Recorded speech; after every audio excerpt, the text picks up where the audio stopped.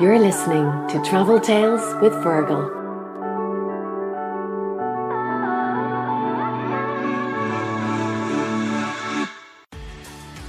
Hello there, you're very welcome to the final episode of Season 2, and I've kept a very special guest for this episode. Our guest is the travel editor and writer Lucy White. Lucy was the last editor of that Irish institution of travel publications, Cara Magazine. And as you can imagine, with someone with that job, Lucy has some fascinating places and stories to share with us today. I have a brand new website called traveltaleswithfergal.ie, and you can find all the episodes there and links to all the podcast platforms and articles and photos and lots more. If my new website looks a little homemade, that's because it is homemade by me, but everything you need is there. I'll have what is my favourite episode of each season out next week, the Happy Place bonus episode. I have some great guests already lined up for Season 3 and I can't wait to share them with you. Follow Travel Tales with Fergal on Instagram for updates for when Season 3 will be launched. The podcast is now listened to in over 75 countries and I've loved sharing travel tales with you, and I look forward to sharing more soon. Now for Lucy. Hi Lucy, you're very welcome to the podcast. How did you end up coming to Ireland? Was that through Cara Magazine, or how did you come to Ireland originally? No, that was 15 years ago. Well, this is my 15th year here. And I was living in Dubai at the time. I'd been there about maybe nearly 3.5 years. And I thought, will I move to London? Is that inevitable, with my work and everything? And my sister was living in Gorey at the time. She'd been down there. They had property, her and her husband. So we came up. I think there was just one summer I came over and stayed down there for a bit, and we only had a day trip to Dublin, I think. And I thought, maybe Ireland could be the one. And my sister maintains that I rang her one day and said, I booked a one-way ticket to Dublin. I'm moving to Ireland. And I'm really not that impulsive at all. Yeah. But yeah, I didn't. As soon as I came here, I know. So I've been part of the furniture ever since.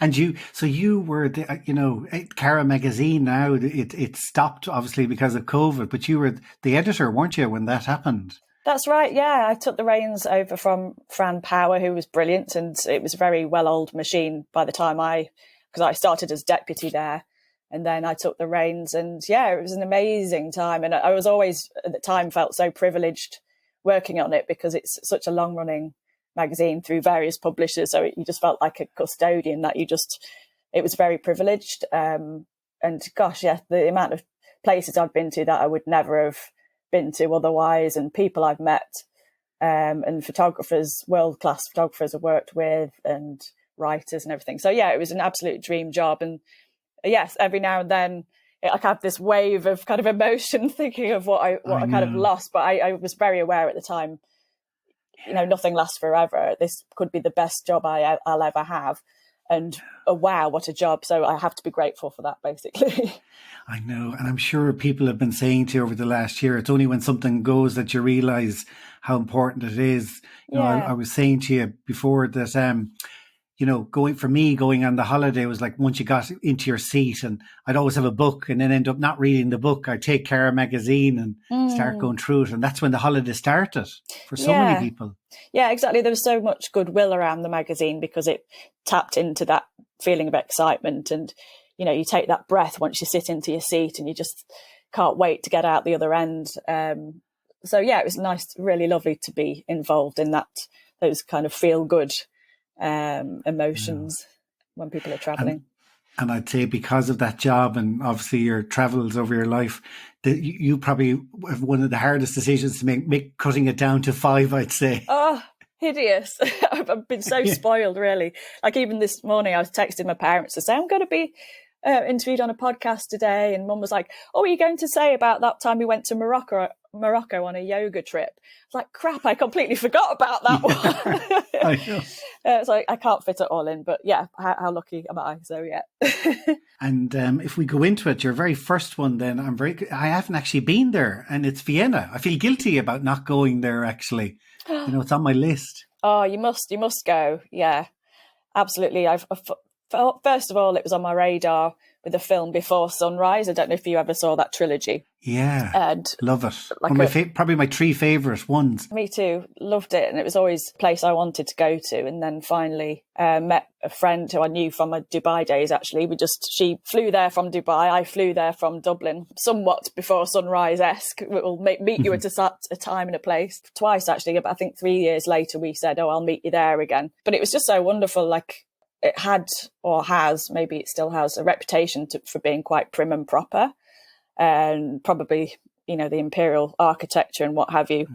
It's not known particularly as being a particularly innovative place, perhaps. So it was very surprising to go there, and we did this great bike tour with an architect, and she was brilliant, and she just took us around to all these places that had affordable housing schemes, and it was all very inclusive, permissive place.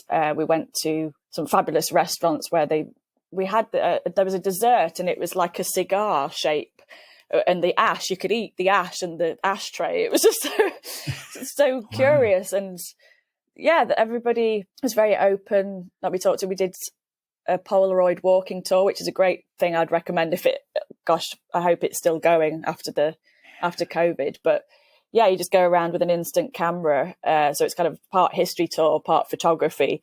And obviously you get to keep your little Polaroids at the end. So that was a cute way of seeing the city. And the museums there, if you're into art at all, like I love Egon Schiele and Klimt. So they've got some stunning, the Leopold Museum's fantastic, the Belvedere Palace. So yeah, it's just this, you've got everything there. It exceeded expectations, and just having a little quiet coffee and a strudel in Café Sperl is just the pinnacle. That was actually features in Before Sunrise. So if you do go, Fergal, I'll send you that feature actually that I wrote. But it's just a beautiful hushed atmosphere. Not oftentimes you'll go into a cafe anywhere else in the world and it's got music on and it's really loud. But there was just this lovely kind of peace and serenity, and people chatting away in the little kind of curved booths. And it just felt lovely, and you could just imagine whiling entire days there, just people watching. And this is the way the light came in and hit the tables. It was just beautiful. Really lovely place. And you mentioned about the Viennese Ball, the Spanish Riding Club. Yeah, that's right. It was the Fête Impériale balls, because they have dozens of balls throughout the season, basically. So we went to that one at the riding school. Yeah, I didn't know what to expect. And we were there as a group of media, actually. So we were only allowed, we had to go up to the kind of the gods, basically, just away from, the debutantes and everything. But we watched them on this checkerboard floor.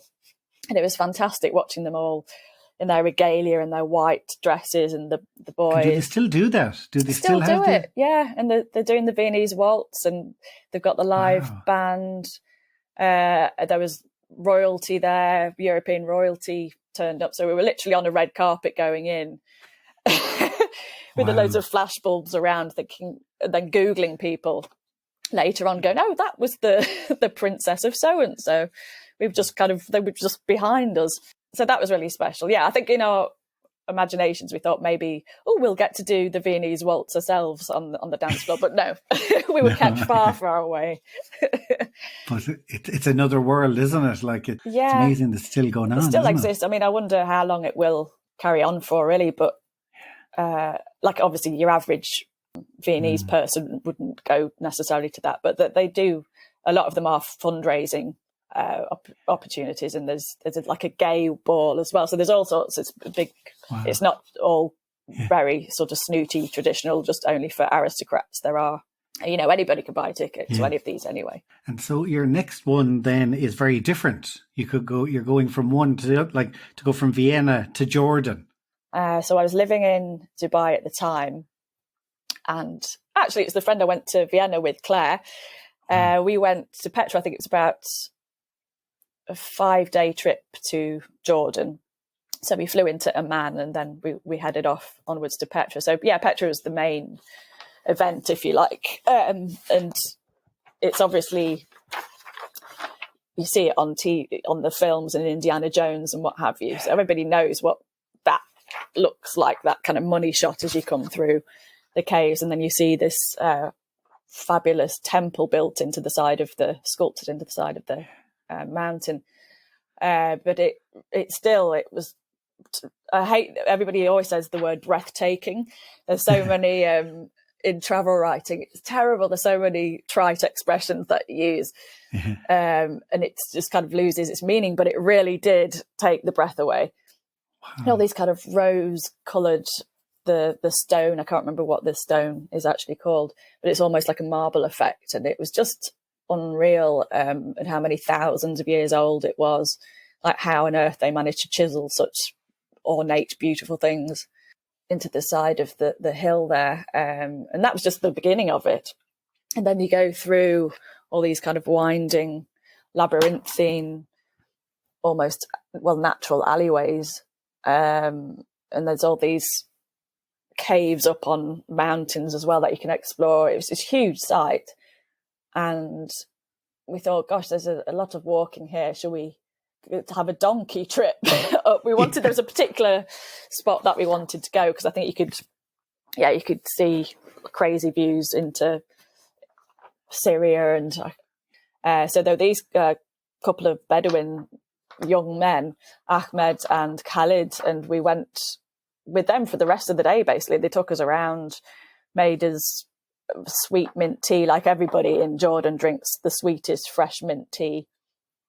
So they brought the teapot along and just like cooked it up on the side of this mountain.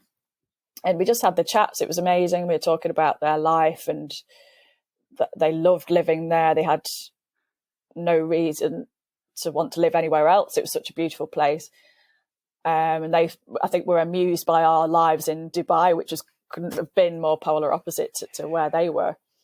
Ancestors were from the area, and a lot of them had lived in caves. I think it was only the 1970s that the government actually pushed them out of the caves officially, and then they set up this Bedouin village, like with proper bricks and mortar housing.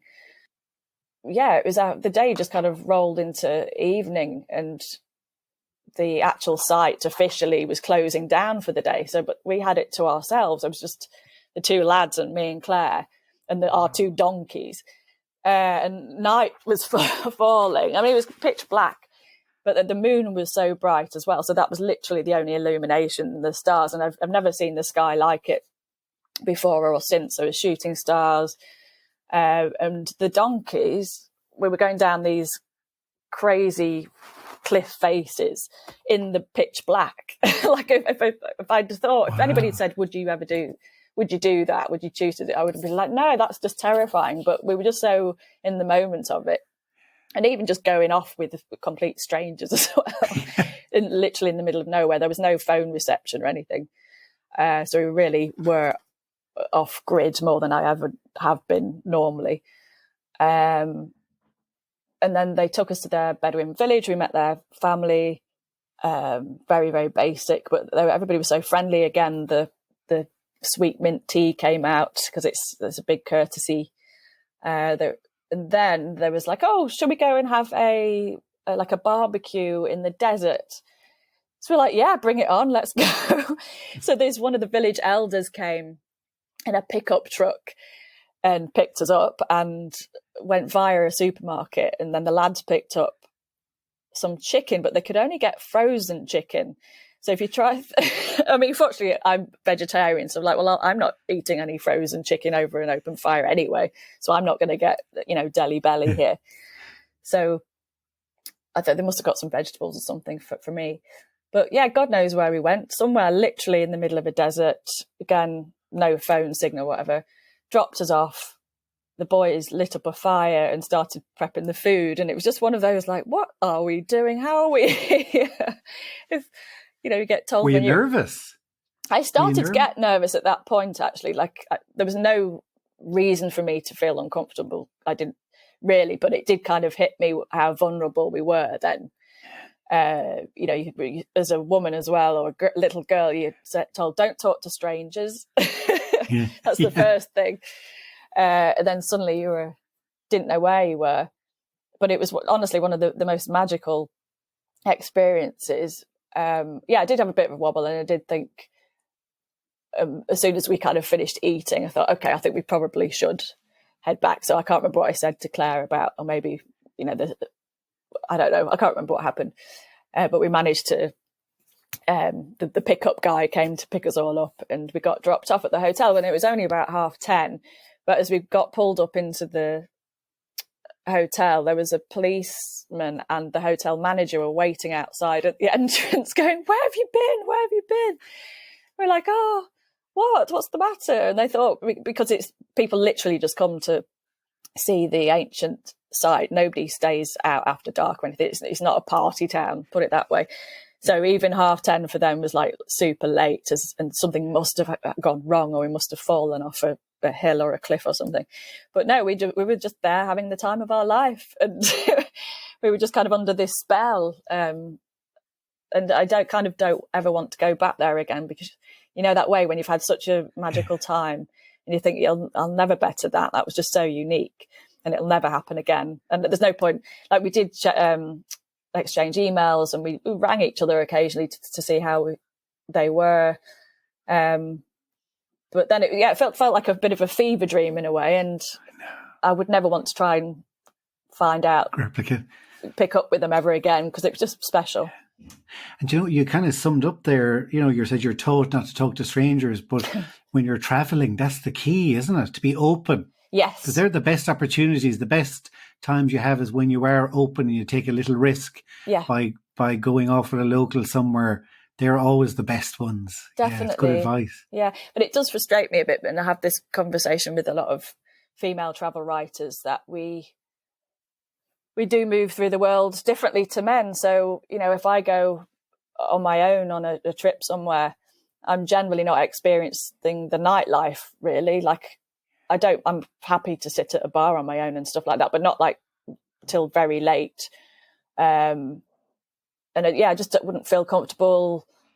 You have to choose very carefully where you want to stay if you're, a woman traveling on your own. True. When I was commissioning features for Cara, I'd be a lot more mindful if I'd commissioned a female writer than a male one. Like, I wouldn't want to put, if I'm sending somebody to LA, I don't want to put her in this guest house, which is down alleyways or difficult to get to, or in a kind of a slightly gritty neighborhood or anything. Whereas it wouldn't occur to me so much if it was one of the guys. So I feel like we miss out on things. You would think, as in Western women going to Western countries even, that you would just be able to go where the hell you want and feel okay about that. But you do have to keep your wits about you a bit more so, and think about how you're going to get back to where you're staying. And would that affect who you'd pick to go on an assignment then, whether it's male or female? No, I wouldn't have done it that way, but it would just be more in terms of trying to sort out accommodation for people. I think it'd be more to do with neighbourhoods, or I'd even go onto Street View maps sometimes just to see, if they get coming from a metro or a subway or a bus stop or any of those things, just so I feel that they're going to be more safe, or that it's brightly lit or anything like that. I would just do probably a bit more. I'd be more mindful. Yeah. And when you were in that desert, I remember I was in India, in Rajasthan, camping out in the desert for a couple of days, went with camels, and the sky was just, I remember sleeping out. We slept in sleeping bags out amazing. Under the stars, and it was amazing. Like, the sky was just so many stars. Yeah. Didn't know there were so many. It was as if someone had taken the blinkers off. It's like going from black and white to Technicolor or something like that. It was really striking. So you said, just as an aside, or you mentioned living in Dubai. Like, what's that like, living in? That's another place I haven't been to. Yeah, I was there 2003 to 2006. And a fascinating place. I was working for a magazine for the first 2 years, and then an Arab art gallery for the final year. Fascinating place. I mean, it's infamously full of expats, but everybody assumes, that just means like loads of Brits abroad kind of thing. But I've never met and worked with so many nationalities: India, Pakistan, Lebanese, Iranians, South Africans, every from everywhere basically, which was more multicultural than I thought. I thought I didn't know what to expect, to be honest. And I hadn't even visited before I moved over there. Like, I'd accepted a job without even having been. Wow. And people take the mick out of it, and as do I. When you don't live there, you kind of read all these headlines about the various carry-on, and you see these embarrassing kind of influencer photos coming through of like these women with like little thong swimsuits on, like barely wearing anything on the beach in a Muslim country. I didn't hang around with those types of people, and I think like finds like, so that was not my experience of my Dubai. Like, we went camping in the mountains and stuff like that.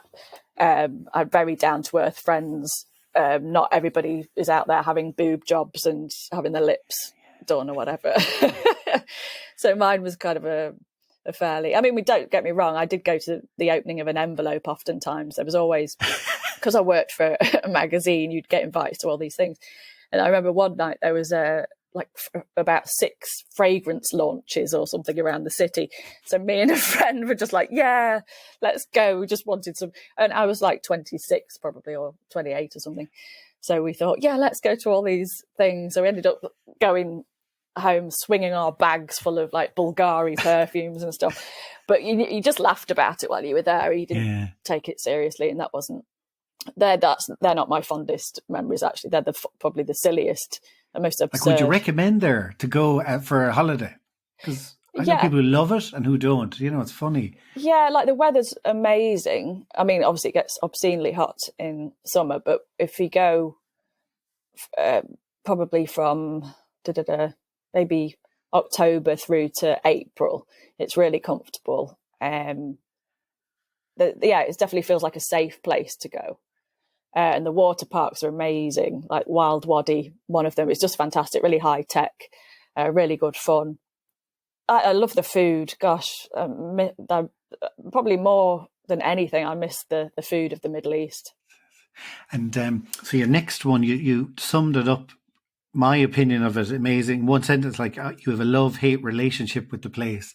And I have exactly the same, and I have it with London as well. And then when I go, I spend my whole time going, God, this place is amazing, you know. But before, is it the same for you with Paris? Yeah, like my first experience in Paris was just a day trip from the Loire Valley when I went on a holiday with my friend's family when I think we were 15. So we were in the tent. Her parents were in the caravan. And all we wanted to do really is be by the pool among the boys that we had crushes on at the time. So we weren't particularly impressed about having to go to Paris for the day. We were ungrateful little toads we were. So yeah, I was kind of nonplussed when I was 14 or 15. Yeah, in more recent times I've been, and it's definitely improved. Like my sister had a birthday there, got friends who live there.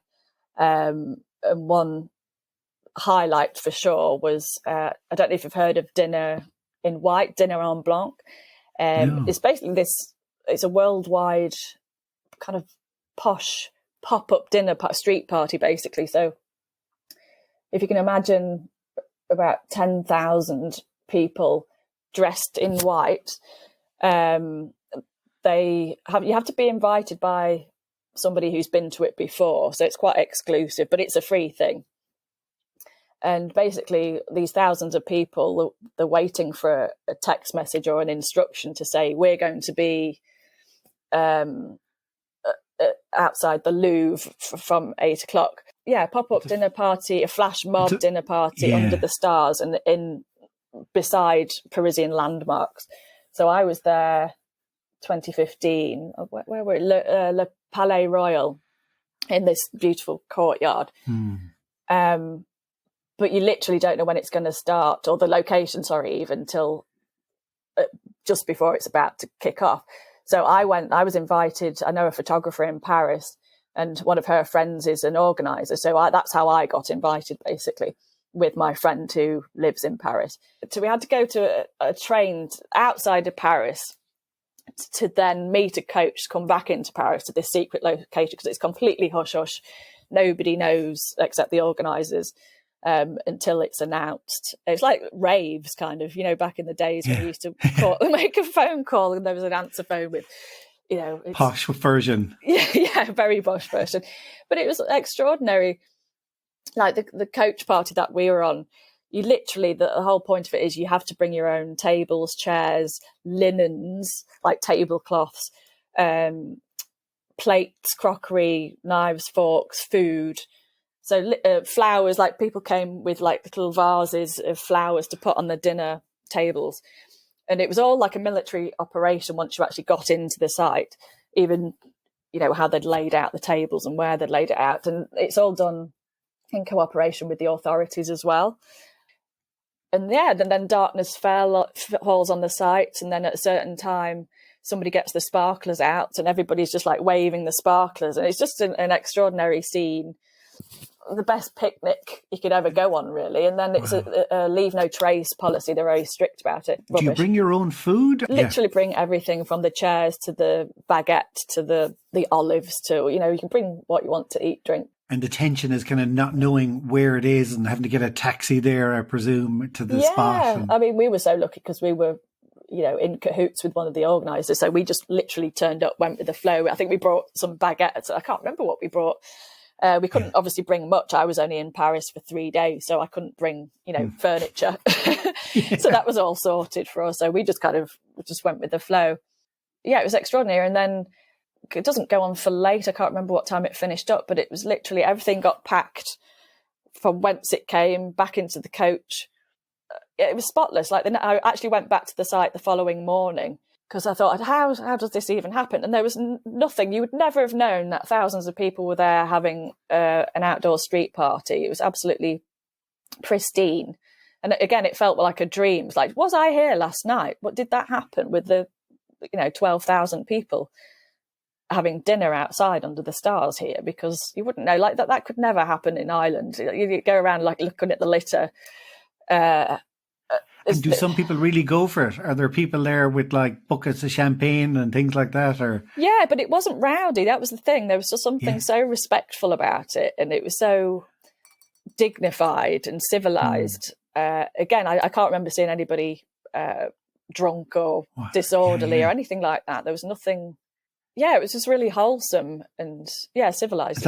Is it a Paris thing or is that done all over the world? Did you say it's done in other countries? It is a global thing. I think I might be wrong. I think it might have started in Canada, I'm tempted to say, but I might be totally wrong. Okay, let's look that up. Yeah, they're all over the shop. I don't know how registration or invites are in different territories or what have you as well. It's amazing when you talk about things like that now.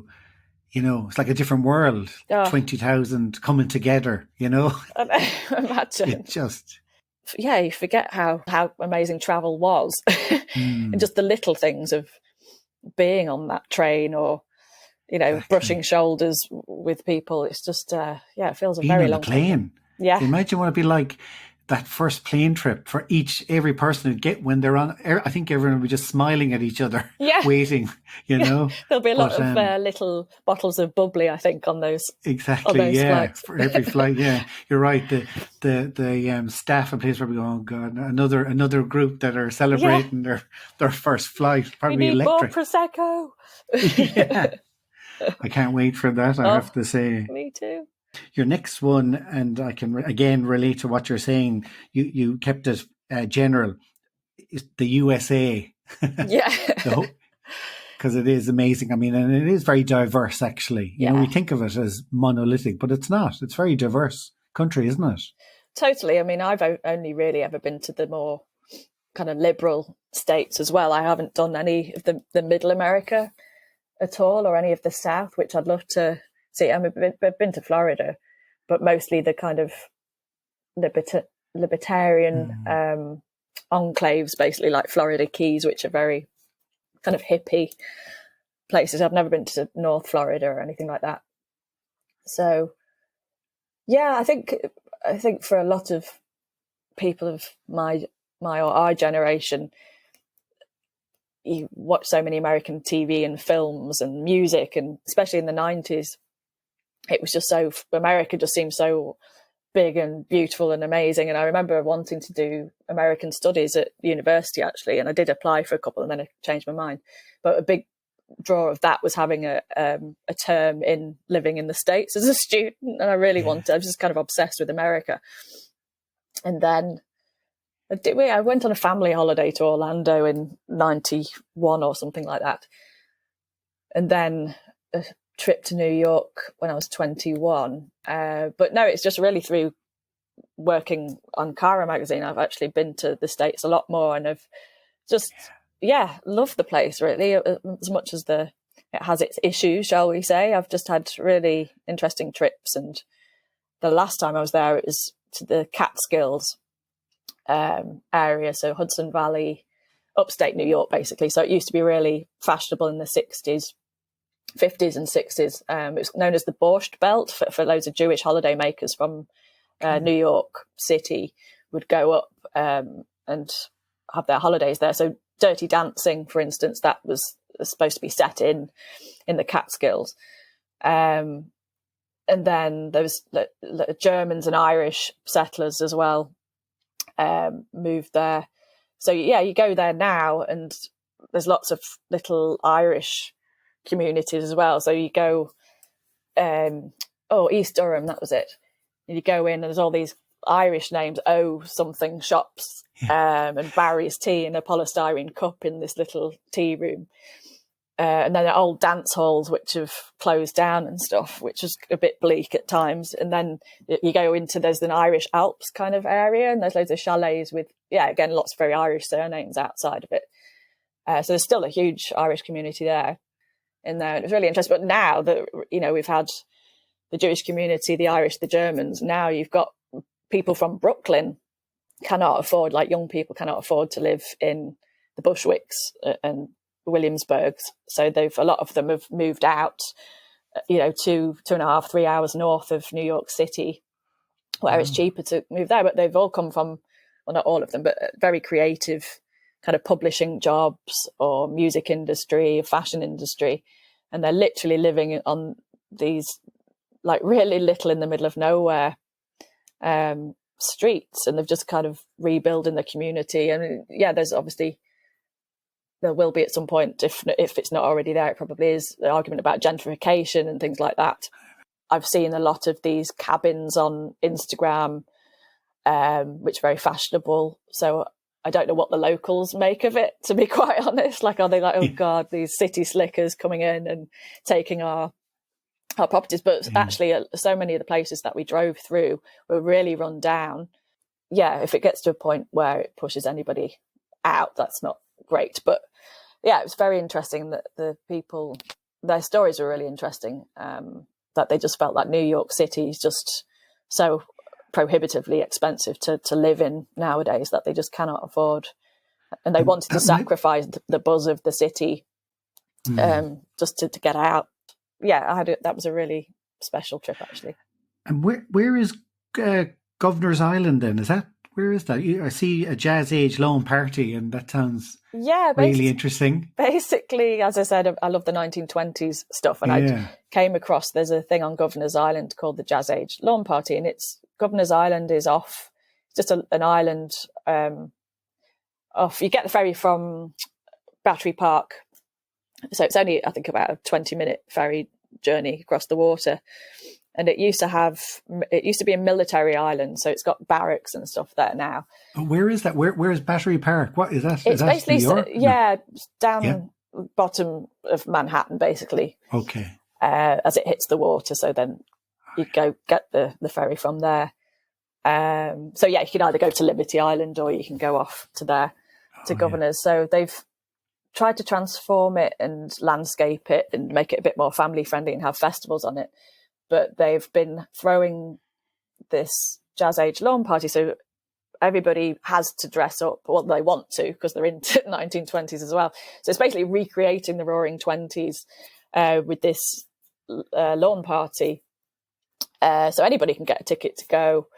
It's just a whole day long thing. It doesn't go into nighttime or anything, but everybody literally, I mean, honestly, it looked like a film set. The costumes that people had on and the hair and the makeup, it was, if there's ever a flappers party, it's quite basic of, I'll put a hairband on here and some bugle beads or what have you. But this was, you could tell that people are really, really into it. And a lot of them were people that work in the fashion industry, or, well, from all walks of life, to be honest. It's the people I knew happened to be kind of more from there, or they work in museums, or they're interested in social history.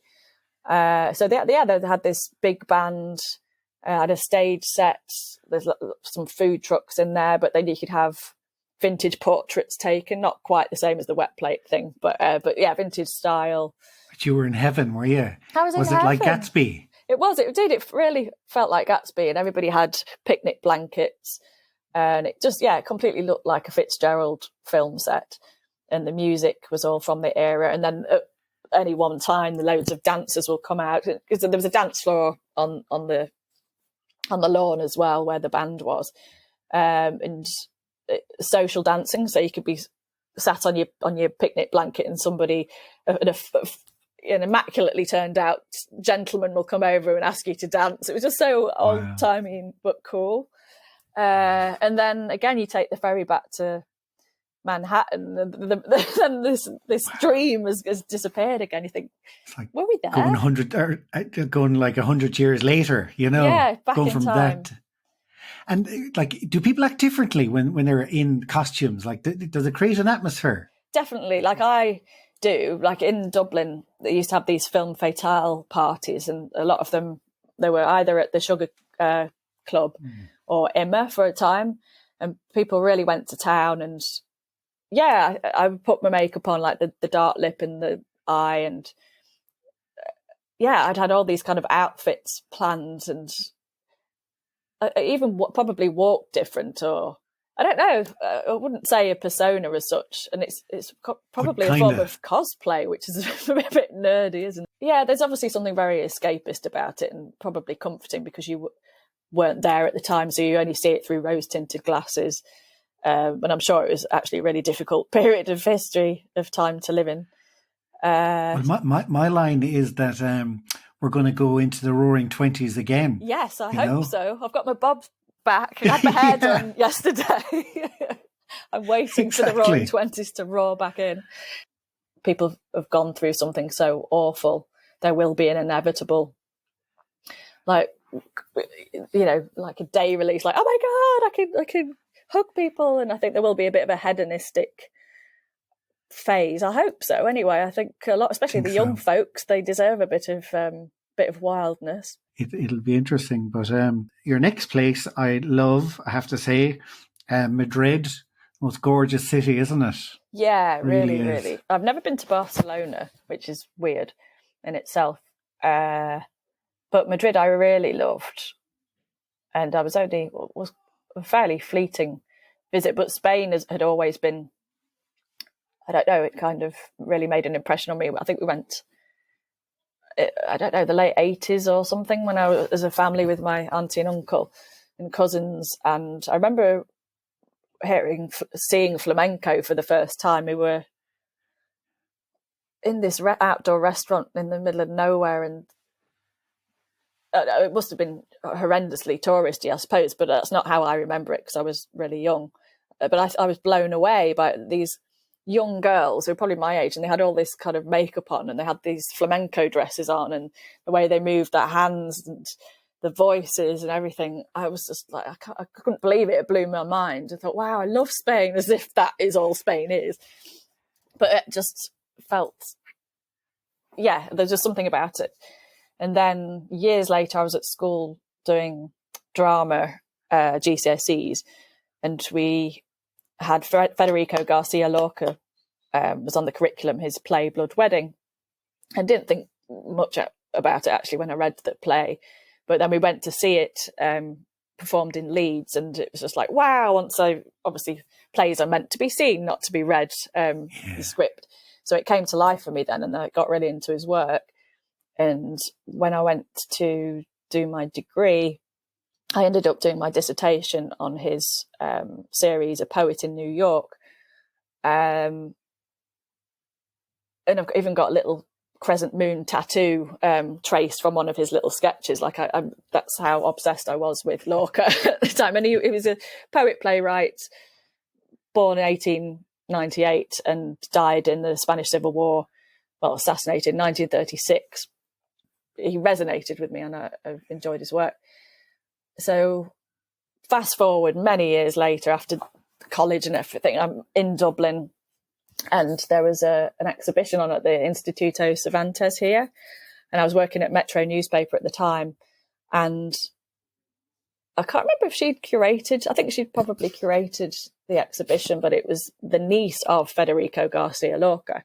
And I had the opportunity to interview her. I was like, oh my gosh, this is ridiculous. This is somebody related to my hero. So I had to go. And I think I only had about an hour. I didn't know I was even going to be doing the interview except an hour before going over there. So I was like really nervous, weird. And I got there, saw the exhibition and met her, Laura. And she actually runs the Lorca Institute, if that's what they call it. I can't remember, in Madrid.